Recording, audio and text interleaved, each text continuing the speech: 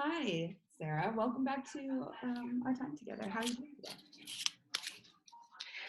I'm actually doing pretty good today, Oh, to be good. honest. That's cool to hear. That's Yeah. really good. Sounds like you're doing really good. Sounds like things are going well. Yeah. I was able to do a little self-care today that I haven't been able to do in a while because my work has lessened up. The what we've been talking about, my workload has lessened up, and that's been really helpful. That's wonderful. And I've been thinking, as you just finished your qualifying written exams for your PhD, that you had been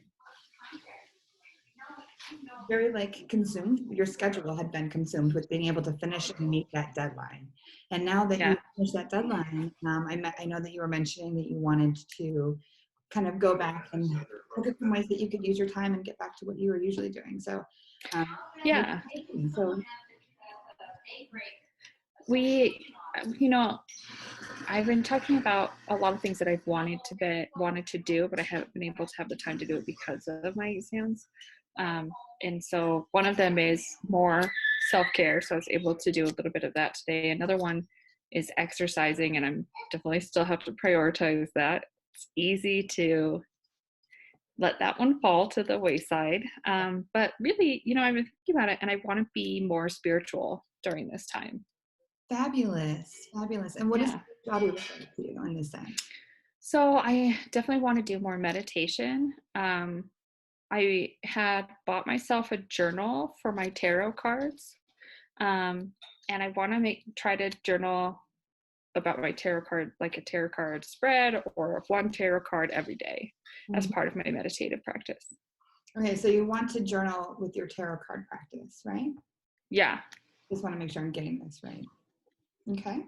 All right, great. So, what do you think your first steps are to your spiritual kind of dedication in your practice, but also journaling your tarot cards?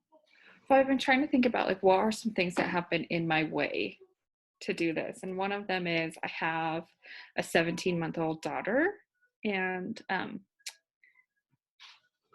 she is just relentlessly desiring of my time.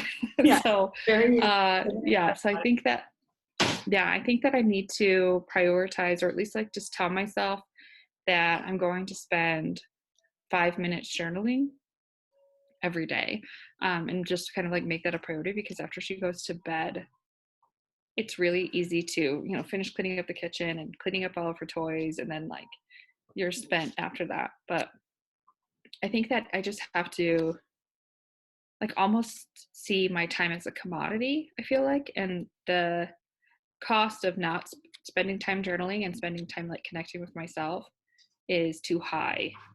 Does that make sense? I'd rather lose 10 minutes of sleep than not journal. That makes a lot of sense, especially coming down from having to do all of your papers and your PhD work and having to meet that deadline, that everything kind of got out of proportion or kind of got out of control for you.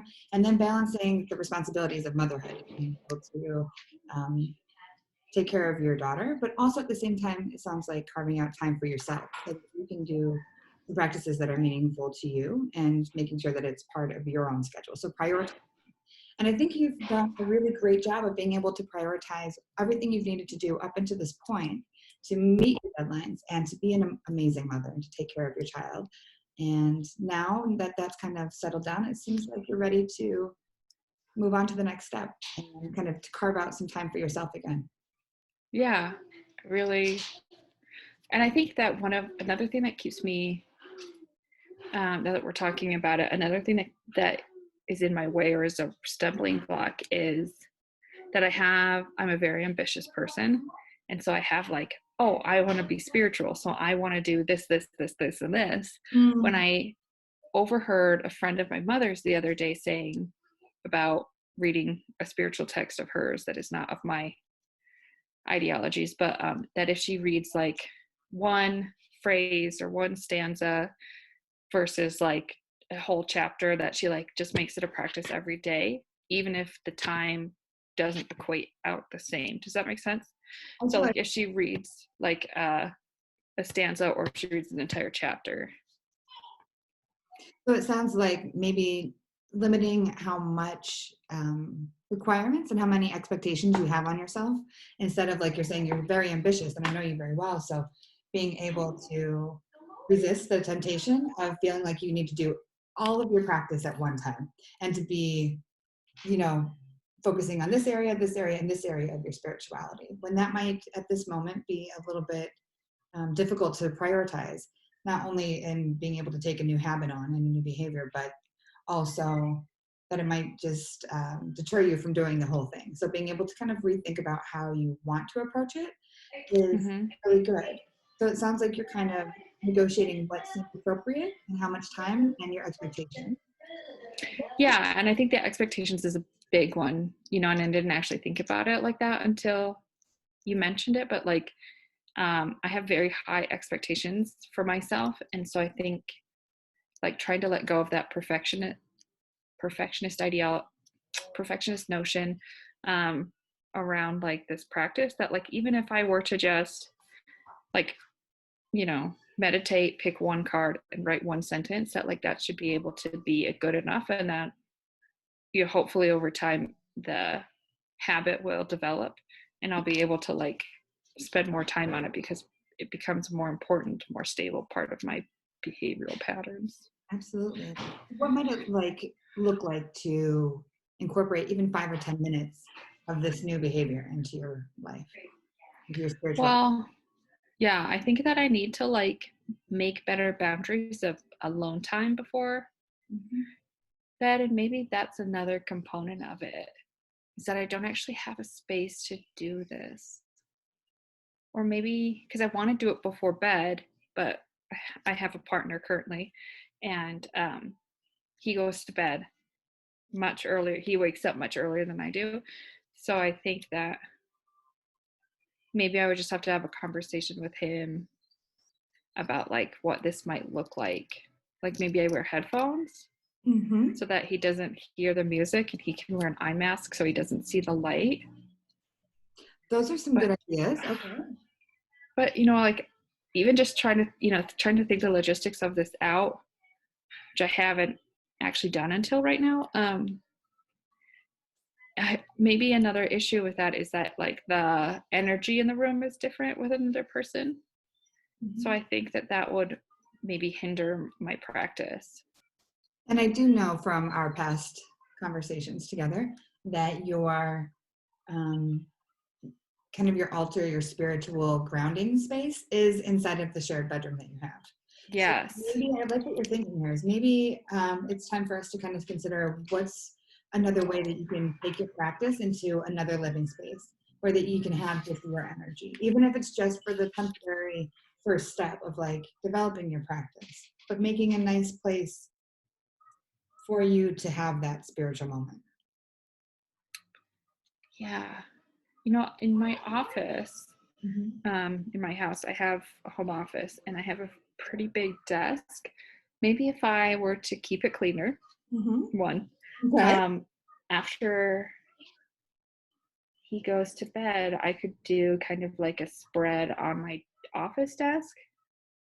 Um, or maybe I think of like almost like a mobile altar, Yes. No, absolutely. I think that's a great idea. What might that and look like so, and like maybe bring it, like maybe do like a mobile altar and kind of bring it into the living room at night after everyone's gone to sleep, and then like do some yoga, be quiet, and then go to bed. like? Hmm. I mean, like yoga, meditate, do the journaling. Maybe I make like a little spiritual box That sounds that kind of is like a my. fun project. It Yeah, also sounds like a fun art project, it does sound like a fun art project. and maybe it'll get me in like the mindset to. I think I should make like a little altar box and have a few little statues in there, and like maybe something for the five senses, Mm-hmm. maybe like some You would have incense. singing bowls as well, so maybe you bring a singing bowl Hmm. with you. Yeah, no, I like this idea a lot. Okay, so it seems like we've kind of touched on a few things today. It seems like we touched on your desire to give more energy and carve out more time for your own spiritual needs. And in this case, that looks like meditating, doing some yoga, and having like a mobile altar for you. So carve out some actual space in your home that's appropriate for the time of day that you want to do, kind of that you can put this time. But I think those are great ideas. I would also just caution you to, again, like you were saying, not get um, overly attached to the idea of spending a lot of time or going 100% in, but maybe making an incremental smaller steps. So like those smaller steps you were saying were like being able to build the mobile altar, spending 5 or 10 minutes a day of just doing what you first originally were talking about. So journaling your tarot cards. So being able to make a spread and journaling your tarot cards, even as the first incremental step to the bigger, longer step of doing yoga and meditation and all of that before that. Yeah, So I agree. Yeah, no, I think that that's great. And, being reminded of not getting too ambitious, which I always do. I was thinking maybe if like instead of trying to do like a whole like session of yoga, I just do one run through a sun or moon salutation. It only takes a few minutes. It's just one run. I think that's a great first step. I think that's a wonderful first step. You've got a couple like things to do for your first phase, the first step of this, and it sounds like you're ready to do it. It sounds like you're ready to go. You just need to Yeah. have a little time and a little planning. Yep. And especially taking time for yourself, which is the important part. So being able to prioritize yourself, which is easy to get lost in the PhD program and having a child and having a family. So. Yes. And COVID. And in the time of COVID. And in the time of COVID. Love in the time of COVID. So I appreciate you taking a few minutes to talk to me today.